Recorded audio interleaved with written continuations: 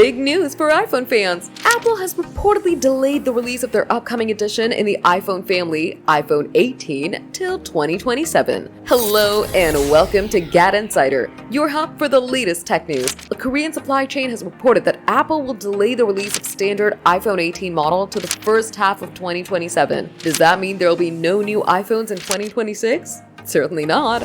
The tech giant is currently busy because they're working on introducing new changes in entry-level iPhone 17 configuration. Apple's recently notified its suppliers that the modified roadmap and its release plan too. Apple still intends to offer iPhone models in the entry-level and mid-range segments. This year, the company will release the entry-level iPhone E model and the standard entry-level in the first half of the year from 2027.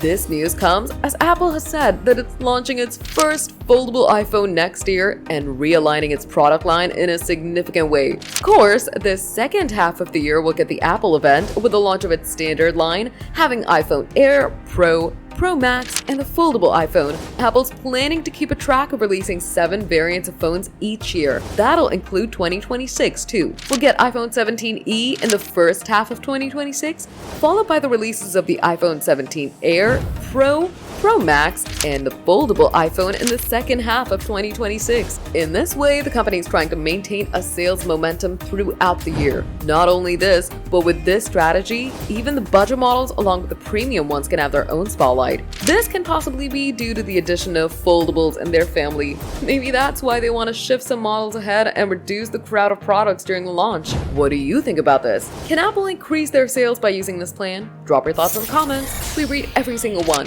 If you love this news, smash that like button, subscribe to GadInsider, and hit the bell icon for more tech updates.